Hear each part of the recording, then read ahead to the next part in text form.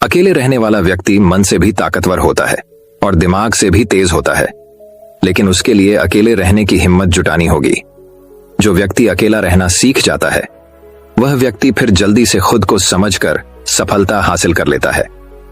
अकेले रहने के पीछे का एक अनोखा प्राचीन रहस्य आज के इस वीडियो में कहानियों के माध्यम से जानेंगे, तो बिना देर किए चलिए उन कहानियों की शुरुआत करते हैं। पहली कहानी, भारतीय भिक्षु का एकांत। हिमालय की ऊंची चोटियों के बीच धुंध और खामोशी की चादर के नीचे स्वामी अरशी नाम के एक श्रद्धेय भारतीय भिक्षु रहते थे। स्वामी अरशी अपनी बुद्धिमत्ता, करुणा और आत्मज्ञान के मार्ग के प्रति अटूट समर्पण के लिए दूर दूर तक जाने जाते थे। दूर दूर से लोग उनका मार्गदर्शन पाने और उनकी उपस्थिति की आभा का आनंद लेने के लिए कठिन यात्रा करते थे। स्वामी अरशी एक चट्टान के किनारे स्थित एक साधारण आश्रम में रहते थे, जहां से रंग बिरंगे जंगली फूलों से भरी हरी भरी घाटी दिखाई देती थी। उनके दिन गहन ध्यान में, ब्रह्मांड की ब्रह्मांडीय ऊर्जाओं के साथ संवाद में व्यतीत हुए। वह मितव्ययता से खाता था, एक पतली चटाई पर सोता था और सादे भगवा वस्त्र पहनता था जो पहाड़ी हवा में लहराते थे। हालांकि स्वामी ऋषि कई लोगों के प्रिय थे, लेकिन वे अपने एकांत के लिए भी जाने जाते थे। वह अक्सर प्रकृति की शांति और प्राचीन पेड़ों के साथ की तलाश में जंगल की गहराई में चला जाता था। इन एकांत प्रवासों के दौरान स्वामी अरशी ने अपने भय, असुरक्षाओं और इच्छाओं का सामना करते हुए अपनी आत्मा की गहराई में प्रवेश किया। एक दिन जब सूरज क्षितिज से नीचे डूब गया और बर्फ से ढकी चोटियों पर सुनहरी चमक बिखेर रहा था, अर्जुन नाम का एक युवक स्वामी अरशी के आश्रम में पहुंचा। अर्जुन एक थका हुआ यात्री था जो जीवन की परीक्षाओं और कष्टों के बोझ से दबा हुआ था। उसने बुद्धिमान साधु की कहानियां सुनी थीं और उन सवालों के जवाब ढूंढने आया था जो उसके दिल पर बोझ थे। स्वामी अरशी ने शांत मुस्कान के साथ अर्जुन का स्वागत किया और उन्हें बुनी हुई चटाई पर बैठने की पेशकश की। जैसे ही वे टिमटिमाती आग के पास बैठे, अर्जुन ने अपने संघर्षों, अपनी असफलताओं और सफलता की लालसा के बारे में बात करते हुए भिक्षु के सामने अपने दिल की बात रखी। स्वामी अरशी ने करुणा के साथ सुना। उनकी आंखों में अनगिनत जन्मों का ज्ञान झलक रहा था। हे श्रद्धेय स्वामी, अर्जुन ने भावना से कांपती आवाज में कहा, मैं जीवन में सफलता चाहता हूं, लेकिन मैं अकेलेपन और संदेह से परेशान हूं। मैं अपने डर पर काबू पाने और अपने भाग्य को पूरा करने की ताकत कैसे पा सकता हूं? स्वामी अरशी ने आग की लपटों को देखा। उनके विचार धुएं की तरह बह रहे थे।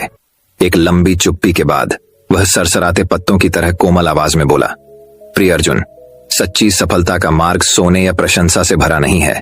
यह आत्मा की यात्रा है, आत्म खोज और आंतरिक शांति की खोज है। अकेलापन कोई अभिशाप नहीं है, बल्कि इस पवित्र पथ पर एक साथी है। इसे गले लगाओ, क्योंकि एकांत में तुम्हें अपने डर का सामना करने की ताकत मिलेगी और उद्देश्य के साथ रास्ते पर चलने की स्पष्टता मिलेगी। अर्जुन ने स्वामी अरशी के शब्दों पर विचार किया। उसका हृदय एक नए संकल्प की भावना से उद्वेलित हो गया। उन्होंने आश्रम में रहने, भिक्षु की शिक्षाओं से सीखने और ध्यान और आत्मचिंतन की प्रथाओं में खुद को डुबोने का फैसला किया। दिन हफ्तों में बदल गए, हफ्ते महीनों में, और अर्जुन की आत्मा पिंजरे से छूटे पक्षी की तरह उड़ने लगी। पहाड़ों की शांति में उसे आंतरिक शक्ति का एक भंडार मिला, जिसके अस्तित्व के बारे में उसे कभी नहीं पता था। वह अकेलापन जो एक समय उसे सताता था, अब सांत्वना और प्रेरणा का स्रोत बन गया है, जो उसे उसकी सच्ची पुकार की ओर मार्गदर्शन कर रहा है। एक रात लाखों तारों की छत्रछाया में स्वामी अरशी अर्जुन को पहाड़ के बीचों बीच छिपी एक पवित्र गुफा में ले गए। जब वे एक मोमबत्ती की टिमटिमाती रोशनी में बैठे, तो स्वामी अरशी ने एक रहस्य प्रकट किया जो भिक्षुओं की पीढ़ियों से चला आ रहा था। एकांत की गहराई में स्वामी अरशी फुसफुसाए। उनकी आंखें प्राचीन ज्ञान से चमक उठीं। ब्रह्मांड के खजाने को खोलने की कुंजी निहित है। जब आप अकेले होने के डर पर विजय प्राप्त करते हैं, तो आप असीमित संभावनाओं और अनगिनत धन के द्वार खोलते हैं। उन शब्दों को अपने दिल में गूंजते हुए अर्जुन एकांतवास पर निकल पड़े और गुफा में केवल अपने विचारों के साथ दिन बिताने लगे। उन्होंने अपनी आत्मा की गहराइयों में गहराई से प्रवेश किया, अपने भीतर के राक्षसों का सामना किया और अहंकार की उन परतों को हटा दिया जिन्होंने उनके वास्तविक सार को ढक दिया था। जैसे जैसे दिन हफ्तों में बदले, अर्जुन के भीतर एक गहरा परिवर्तन हुआ। वह उद्देश्य और स्पष्टता की एक नई भावना के साथ दीप्तिमान होकर गुफा से बाहर निकला। वह अकेलापन जो एक बार उसके दिल पर हावी हो गया था, अब एक दूर की याद की तरह महसूस होता है। उसकी जगह आंतरिक शांति और गहरी तृप्ति की भावना ने ले ली है। अर्जुन आश्रम लौट आए। उनकी आंखें आंतरिक ज्ञान की रोशनी से चमक रही थीं। स्वामी अरशी ने अपने शिष्य के भीतर हुए परिवर्तन को पहचानते हुए एक समझदार मुस्कान के साथ उनका स्वागत किया। हाँ अर्जुन, स्वामी हर्षि ने कहा। उसकी आवाज हल्की हवा की तरह नरम थी। तुमने सभी के सबसे बड़े दुश्मन अकेलेपन के डर पर विजय प्राप्त कर ली है। अपने अस्तित्व की गहराई में तुमने उस असीम क्षमता को खोज लिया है जो भीतर सोई हुई है। आप साहस, अनुग्रह और विनम्रता के साथ सफलता की राह पर चले और इसलिए बुद्धिमान भिक्षु की शिक्षाओं और एकांत की भट्टी में प्राप्त ज्ञान से निर्देशित होकर अर्जुन एक नई यात्रा पर निकल पड़े। आत्मखोज, उद्देश्य और पूर्ति की यात्रा। पहाड़ों की शांति और अपनी आत्मा की गहराइयों में उन्होंने सफलता का सही अर्थ ढूंढ लिया था। कहानी का सार, सफलता का मार्ग हमेशा बाहरी लोगों से जुड़ा नहीं होता है। तो दर्शकों, चलिए अब हमारे दूसरे कहानी की शुरुआत करते हैं। दूसरी कहानी, अकेले साधु की सफलता की यात्रा। एक घने जंगल के मध्य में माची बुआ नाम का एक बौद्ध भिक्षु रहता था। वह अपनी बुद्धिमत्ता, करुणा और अपनी आध्यात्मिक साधना के प्रति समर्पण के लिए दूर दूर तक जानी जाती थीं। प्रकृति की सुंदरता और वन प्राणियों के गीतों से घिरे रहने के बावजूद माची बुआ अक्सर अपने दिल में अकेलेपन की गहरी भावना महसूस करती थीं।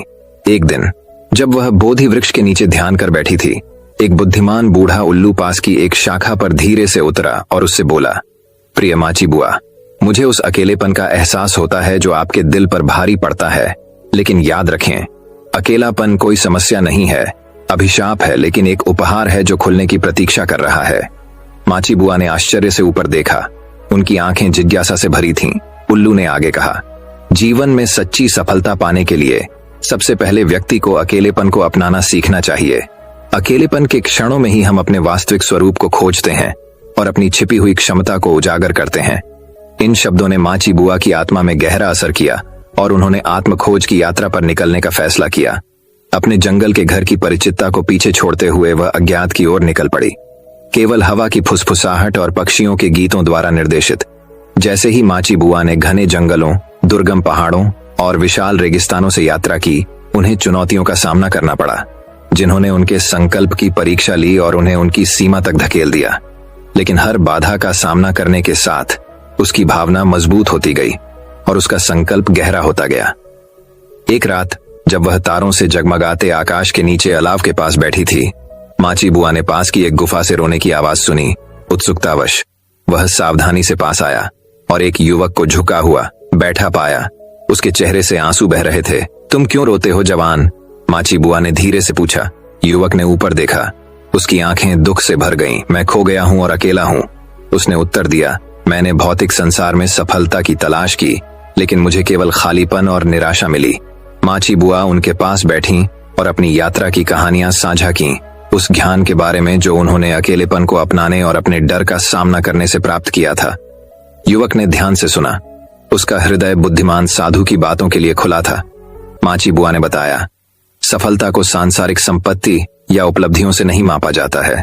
सच्ची सफलता आंतरिक शांति और संतुष्टि में निहित है, जो स्वयं को जानने और अपने मूल्यों के अनुरूप जीने से आती है।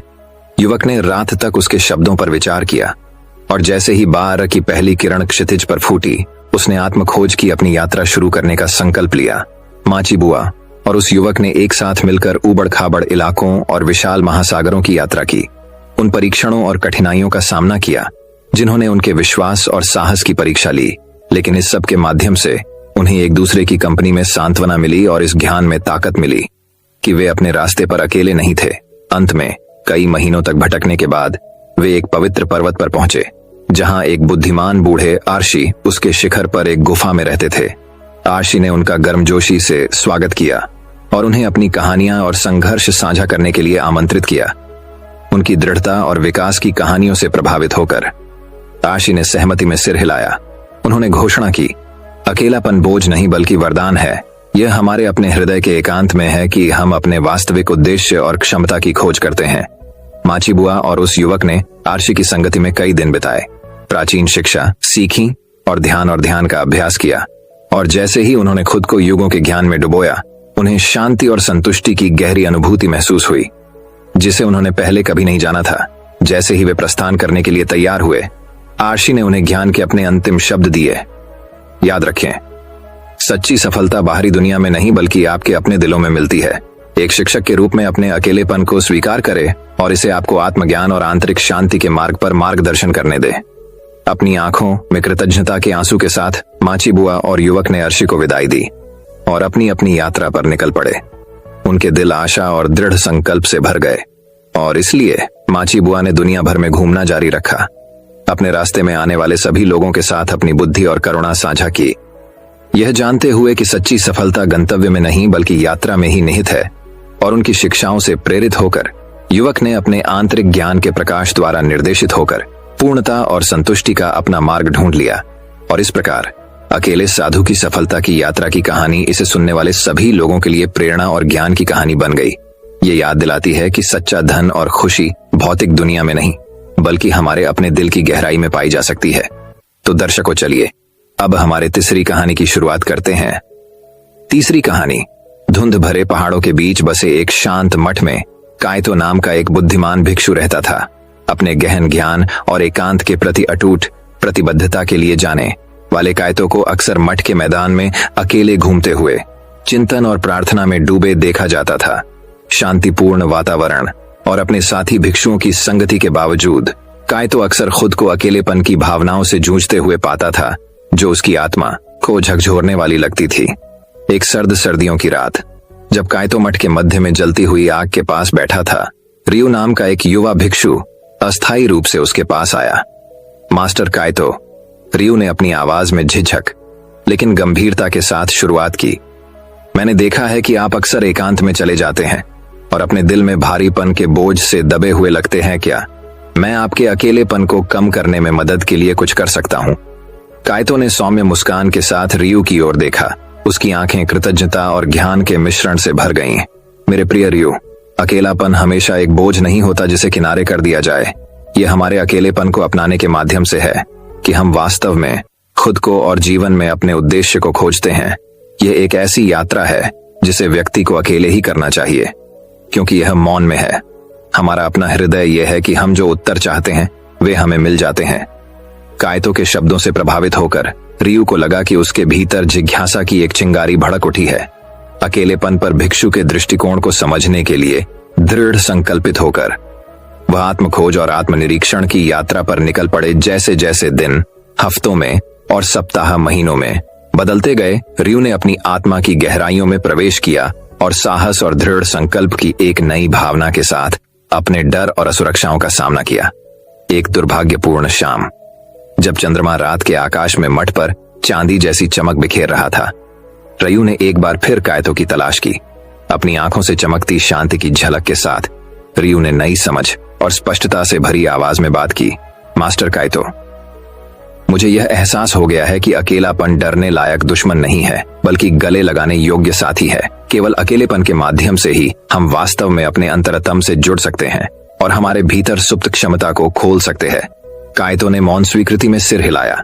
उसकी शांत निगाहें अंधेरे में एक मार्गदर्शक प्रकाश की तरह रियू पर टिकी थीं।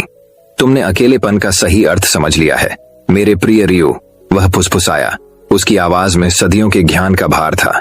यह हमारे अकेलेपन को अपनाने के माध्यम से है कि हम जीवन में आने वाली किसी भी बाधा को दूर करने की ताकत पाते हैं। याद रखें, यह हमारे अपने दिल की शांति में है कि हम उस असीम शक्ति की खोज करते हैं जो हमारे भीतर रहती है। और इसलिए रियू ने नए उद्देश्य और दृढ़ संकल्प के साथ अपनी यात्रा जारी रखी। मास्टर कायतो की शिक्षाओं और अपने अकेलेपन से प्राप्त ज्ञान द्वारा निर्देशित जैसे जैसे मौसम बदलते गए और साल बीतते गए, रियू अपने अकेलेपन से एक पराजित आत्मा के रूप में नहीं बल्कि उसके रास्ते में आने वाले सभी लोगों के लिए प्रकाश और प्रेरणा की किरण के रूप में उभरा। कहानी का नैतिक यह है, अकेलापन कमजोरी का प्रतीक नहीं है बल्कि हम में से प्रत्येक के भीतर मौजूद ताकत और लचीलेपन का एक प्रमाण है। अपने एकांत को अपनाने के माध्यम से हम अपनी आत्मा की छिपी गहराइयों को खोलते हैं और जीवन के सभी पहलुओं में सफलता का मार्ग प्रशस्त करते हैं। साहस और आत्मनिरीक्षण के साथ अपने अकेलेपन का सामना करके ही हम वास्तव में महानता हासिल कर सकते हैं और वह शांति पा सकते हैं जिसकी हमें तलाश है। तो दर्शकों, चलिए अब हमारे चौथी कहानी की शुरुआत करते हैं। चौथी कहानी, एकांत की गूंज। बोधगया के शांत गांव में, जो अपने शांत परिदृश्य और प्राचीन आध्यात्मिक ऊर्जा के लिए जाना जाता है, अर्जुन नाम का एक भारतीय भिक्षु रहता था। छोटी उम्र में अर्जुन को एक भिक्षु के जीवन की सादगी में ज्ञान और शांति की तलाश करते हुए आध्यात्मिक ज्ञान के मार्ग की ओर एक मजबूत आकर्षण महसूस हुआ। उन्होंने खुद को ध्यान, आत्मचिंतन और दया और करुणा के साथ दूसरों की सेवा के लिए समर्पित कर दिया। अर्जुन के दिन अपने छोटे से मठ के शांतिपूर्ण वातावरण में प्रार्थना, अध्ययन और चिंतन से भरे हुए थे। उन्होंने एकांत के शांत क्षणों में अपने आंतरिक स्व और अपने आसपास के ब्रह्मांड से जुड़कर सांत्वना पाई। उनके सौम्य आचरण और प्रबुद्ध ज्ञान ने कई साधकों को आकर्षित किया, जो मार्गदर्शन और आशीर्वाद के लिए उनके पास आए। अपनी आध्यात्मिक संतुष्टि के बावजूद अर्जुन को अक्सर गहरे अकेलेपन के क्षणों का अनुभव होता था। दुनिया की विशालता और मानवीय रिश्तों की जटिलताओं ने उन्हें कई बार अलग थलग महसूस कराया। वह शब्दों और कर्मों से परे अपनेपन और समझ की भावना के लिए तरस रहे थे। एक शांत शाम को जब अर्जुन एक बोधि वृक्ष के नीचे ध्यान में बैठे थे, उन्हें हवा में फुसफुसाती हुई एक धीमी आवाज सुनाई दी, अपने अकेलेपन को गले लगाओ, क्योंकि अकेलेपन में ही व्यक्ति को सच्चा साथ मिलता है। रहस्यमय संदेश से हैरान होकर अर्जुन ने स्पष्टता और अंतर्दृष्टि की तलाश में अपने ध्यान में गहराई से प्रवेश किया। दिन हफ्तों में बदल गए और अर्जुन के अकेलेपन की भावना मजबूत हो गई। उनके साथी भिक्षुओं ने उनके आचरण में परिवर्तन देखा और उनकी भलाई के लिए चिंतित हो गए। एक बुद्धिमान वृद्ध भिक्षु अर्जुन के पास पहुंचे और उनकी आंतरिक अशांति के स्रोत के बारे में पूछा। भारी मन से अर्जुन ने बड़े भिक्षु को परमात्मा से अपने गहरे संबंध के बावजूद अकेलेपन से अपने संघर्ष के बारे में बताया। बुजुर्ग भिक्षु ने ध्यान से सुना और फिर भिक्षुओं की पीढ़ियों से चली आ रही एक दृष्टांत को साझा किया। बहुत समय पहले एक दूर देश में एक साधु रहता था, जो एक पहाड़ी गुफा के एकांत में आत्मज्ञान की तलाश में था।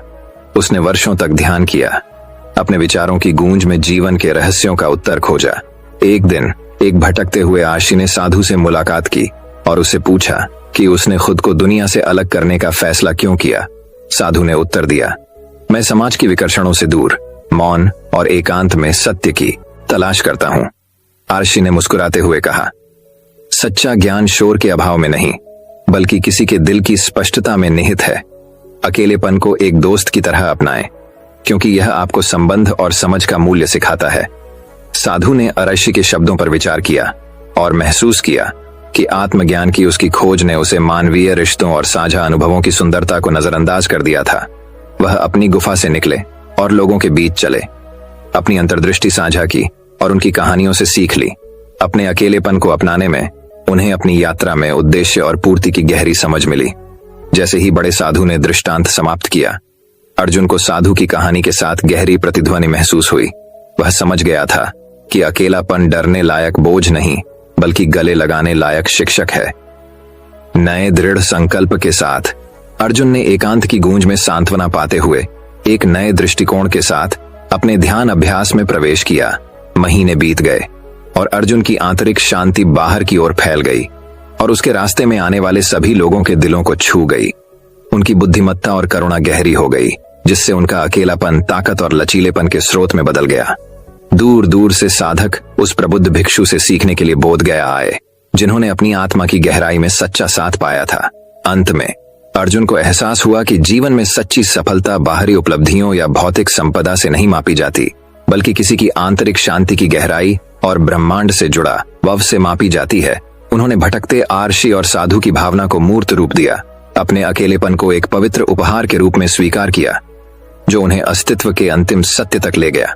और इसलिए एकांत की गूंज मठ में गूंज उठी, जो आत्मज्ञान का मार्ग चाहने वाले सभी लोगों के लिए आंतरिक शक्ति और आध्यात्मिक विकास का कालातीत संदेश ले गई। कहानी का नैतिक, अपने अकेलेपन को गले लगाओ, क्योंकि अकेलेपन में ही व्यक्ति को सच्चा साथ मिलता है।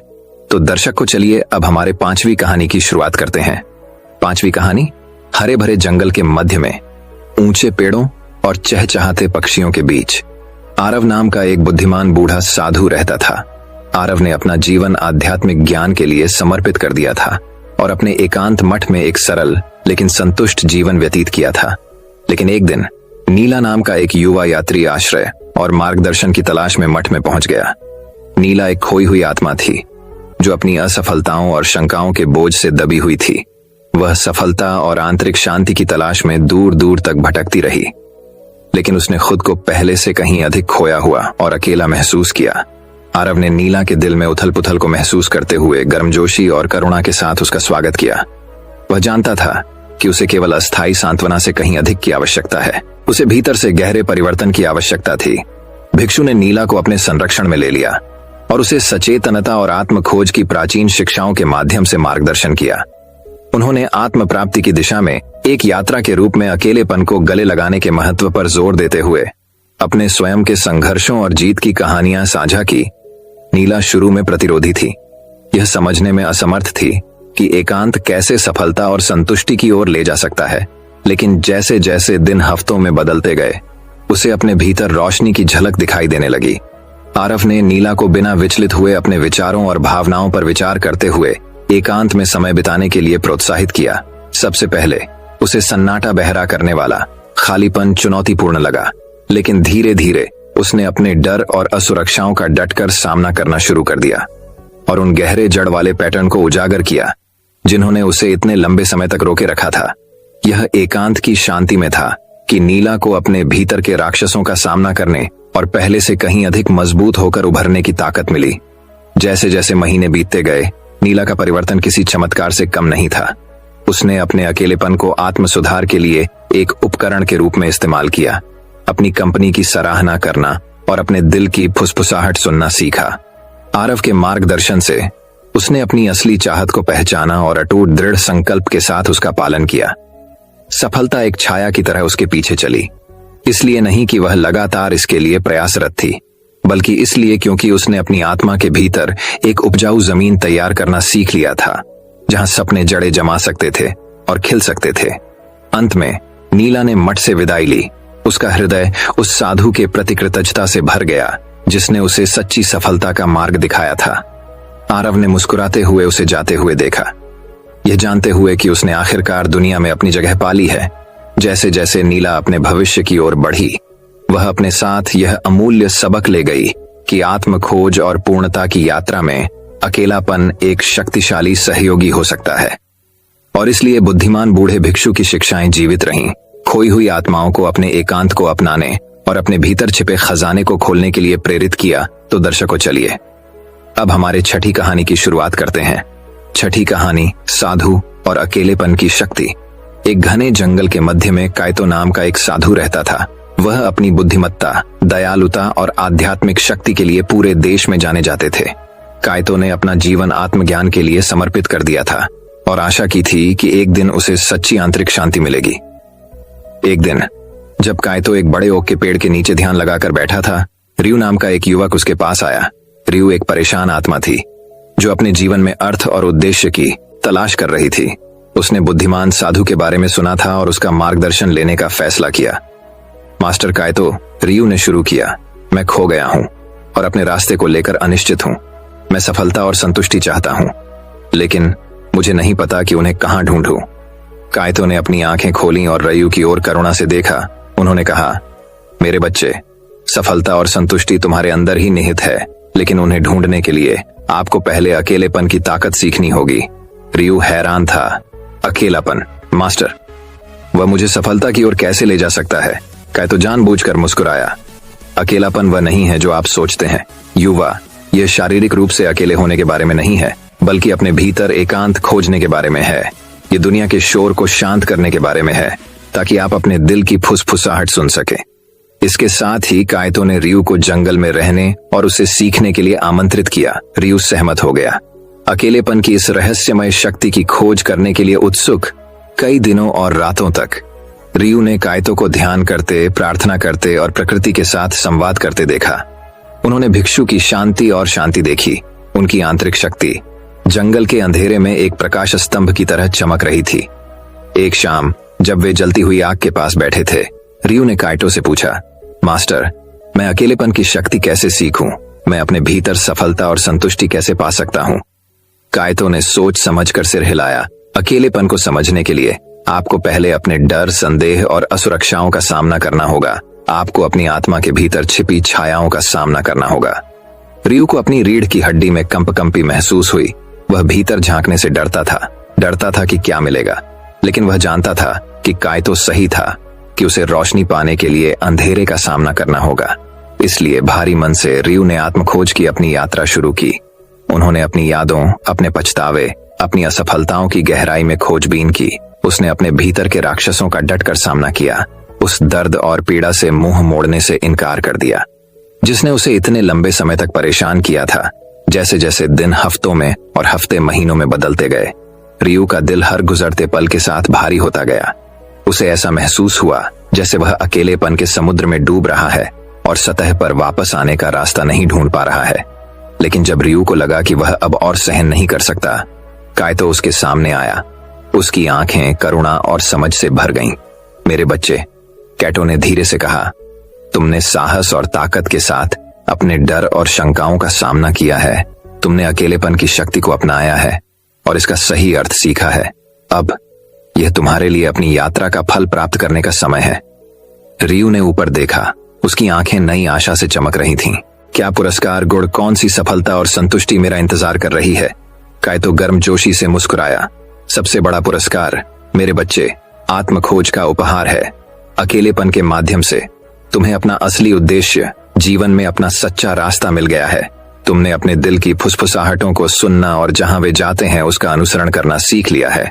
रियू को अपने ऊपर एक शांति की अनुभूति महसूस हुई, स्पष्टता और उद्देश्य की भावना जो उसने पहले कभी नहीं जानी थी। उन्होंने महसूस किया कि सच्ची सफलता धन या प्रसिद्धि के बारे में नहीं है, बल्कि आंतरिक शांति और संतुष्टि पाने के बारे में है। और इसीलिए काइतो के मार्गदर्शन से रियू ने एक नई यात्रा शुरू की जो आशा और वादे से भरी थी। वह जानता था कि अकेलेपन की शक्ति हमेशा उसके साथ रहेगी, उसे ज्ञानोदय और पूर्णता के मार्ग पर मार्गदर्शन करेगी। और जैसे जैसे साल बीतते गए और रियू बड़ा होता गया, वह पूरे देश में एक बुद्धिमान और दयालु आत्मा, अंधेरे में डूबी दुनिया में प्रकाश की किरण के रूप में जाना जाने लगा। वह काइतो से सीखे गए सबक को कभी नहीं भूला, अकेलेपन की शक्ति जिसने उसके जीवन को हमेशा के लिए बदल दिया था। और इसलिए प्रिय पाठक, इसे याद रखें, एकांत की गहराई में, आपके अपने दिल की खामोशी में सच्ची सफलता और पूर्णता की कुंजी निहित है। अकेलेपन की शक्ति को गले लगाओ और इसे महानता की ओर अपनी यात्रा में मार्गदर्शन करने दो। तो दर्शकों, चलिए अब हमारे 7वीं कहानी की शुरुआत करते हैं। 7वीं कहानी, भिक्षु का एकांत। घने जंगल के मध्य में, दुनिया की अराजकता से दूर, काइतो नाम का एक अकेला बौद्ध भिक्षु रहता था। उन्होंने अपना जीवन आत्मज्ञान प्राप्त करने और अस्तित्व की वास्तविक प्रकृति को समझने के लिए समर्पित कर दिया था। उनके दिन गहन ध्यान में व्यतीत होते थे। उनका मन भ्रम के पर्दे से परे उच्चतम सत्यों तक पहुंचता था। काइतो ने एकांत जीवन चुना था। उनका मानना था कि सच्चा ज्ञान केवल अपने दिल की चुप्पी में ही पाया जा सकता है। वह एक छोटे से आश्रम में रहते थे जो लकड़ी और घास फूस से बना एक साधारण निवास स्थान था, जो ऊंचे पेड़ों और चहचहाते पक्षियों से घिरा हुआ था। उसके एकमात्र साथी पत्तों की हल्की सरसराहट और पास की धारा की धीमी आवाज थी। अपने आध्यात्मिक पथ के प्रति समर्पण के बावजूद काइतो अक्सर खुद को अकेलेपन की भावनाओं से जूझते हुए पाता था। जंगल का विशाल खालीपन उसकी अपनी आत्मा के भीतर के खालीपन की प्रतिध्वनि करता हुआ प्रतीत होता था। वह जुड़ाव, मानवीय साहचर्य की गर्माहट, किसी ऐसे व्यक्ति की चाहत रखता था जो उसके संघर्षों और जीत में हिस्सा ले सके। एक दिन जब वह जंगल के एक संकरे रास्ते से गुजर रहा था, काइतो की नजर जमीन पर असहाय पड़े एक घायल पक्षी पर पड़ी। उसका पंख टूट गया था और वह उड़ नहीं सकता था।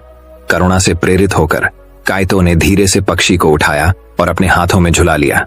वह इसे अपने आश्रम में वापस ले गया और इसके पंख के लिए एक छोटी सी पट्टी बनाई, जिससे देखभाल और दयालुता के साथ इसकी जरूरतों को पूरा किया जा सके। दिन हफ्तों में बदल गए और काइतो की निगरानी में पक्षी धीरे धीरे ठीक हो गया। वह एक बार फिर मजबूत हो गया। उसके पंख सूरज की रोशनी में चमक रहे थे। और फिर भी काइतो को आश्चर्य हुआ। पक्षी ने जाने की इच्छा का कोई संकेत नहीं दिखाया। ये उसके बगल में रहता था। जहां भी वह जाता था, उसके पीछे पीछे उछलता था, खुशी से चहकता था और उसके हाथ पर थपकी देता था। सबसे पहले काइतो ने पक्षी को दूर भगाने की कोशिश की। उसे डर था कि उसकी उपस्थिति उसे उसकी आध्यात्मिक साधना से विचलित कर देगी। लेकिन इससे कोई फर्क नहीं पड़ता कि उसने कितनी बार उसे धीरे से एक तरफ धकेला, पक्षी हमेशा लौट आता। उसकी उज्ज्वल आंखें अटूट विश्वास के साथ उस पर टिकी रहती। अंततः काइतो को एहसास हुआ कि पक्षी एक कारण से उसके जीवन में आया था। यह ब्रह्मांड का एक संदेशवाहक था। एक अनुस्मारक की एकांत की गहराई में भी कोई प्यार और साथ पा सकता है। और इसलिए उन्होंने पक्षी को अपने निरंतर साथी के रूप में अपनाया और उसका नाम हिकारी रखा, जिसका उनकी मातृभाषा में अर्थ था प्रकाश हिकारी के साथ। कायतो के दिनों में एक नई चमक आ गई। पक्षी की चंचल हरकतों से उसके होठों पर मुस्कान आ गई और उसके मधुर गीतों ने हवा को संगीत से भर दिया। साथ में उन्होंने जंगल का भ्रमण किया। उनका बंधन हर गुजरते पल के साथ गहरा होता जा रहा था। एक शाम जब कायतो एक ऊंचे देवदार के पेड़ के नीचे ध्यान में बैठा था, अचानक उसे बिजली की तरह एक एहसास हुआ। उसने स्पष्टता से देखा कि उसका अकेलापन एक स्वयं लगाया हुआ अवरोध था। उसके अपने भय और असुरक्षाओं से बुना हुआ पर्दा था। एकांत की तलाश में उसने खुद को उस चीज से दूर कर लिया था जिसकी उसे सबसे अधिक चाहत थी।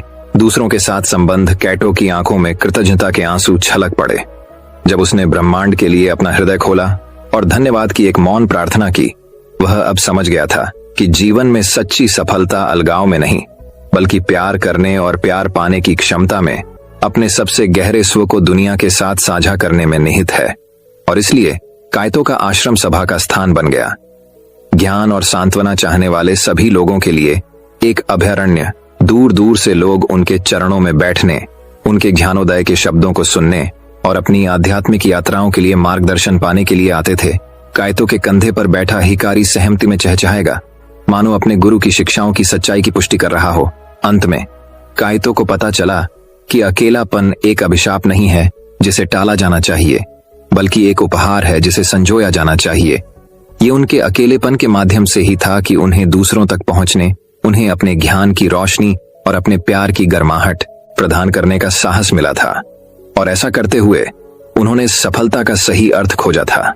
दूसरों के दिलों को छूने और उनके जीवन में बदलाव लाने की क्षमता। जैसे जैसे साल बीतते गए और कायतो की प्रसिद्धि दूर दूर तक फैल गई, वह विनम्र और केंद्रित रहा। उसने जंगल के एकांत में जो सबक सीखा था उसे कभी नहीं भूला। और यद्यपि उनके कई शिष्य और प्रशंसक थे, उनकी सबसे बड़ी खुशी हमेशा उनके वफादार साथी हिकारी की उपस्थिति से आती थी, जिनकी उज्जवल भावना ने उनके मार्ग को रोशन किया था और उन्हें जीवन में अपने वास्तविक उद्देश्य की प्राप्ति के लिए प्रेरित किया था। और इसलिए भिक्षु और पक्षी ने एक साथ अपनी यात्रा जारी रखी। दो आत्माएं प्रकाश और छाया के नृत्य में एक दूसरे से जुड़ गईं, एक दूसरे की संगति में सांत्वना और तृप्ति पा रहे थे। और अपनी शांत एकजुटता में उन्हें इस गहन सत्य का पता चला कि अकेलापन एक मृग तृष्णा, एक क्षण भंगुर भ्रम था जो प्रेम और संबंध की उपस्थिति में गायब हो गया। कहानी का सार, जीवन में सच्ची सफलता अलगाव में नहीं, बल्कि प्यार करने और प्यार पाने की क्षमता में, अपने सबसे गहरे स्व को दुनिया के साथ साझा करने में निहित है। दूसरों की संगति को अपनाएं और अपने हृदय को संबंध की रोशनी के लिए खोलें, क्योंकि आत्माओं के बंधन में सच्चा ज्ञान पाया जाता है। दोस्तों, मैं उम्मीद करता था कि यह कहानी सुनने से आपके जीवन में अच्छे बदलाव आए होंगे। आपको इस वीडियो से क्या सीखने मिला ये कमेंट करके जरूर बताइए और अपने परिवार, दोस्तों या आपके करीबी इंसान के साथ यह कहानी शेयर करके उन्हें भी इस ज्ञान से परिचित करवाएं। बाकी अगर आपको यह वीडियो दिल से अच्छी लगी हो तभी इस वीडियो को लाइक कर देना, और आपने अब तक इस चैनल को सब्सक्राइब न किया हो तो चैनल को सब्सक्राइब भी जरूर कर देना। आपका हर दिन शुभ हो और खुशियों से आपका जीवन भरा रहे। धन्यवाद। नमो बुद्धाय।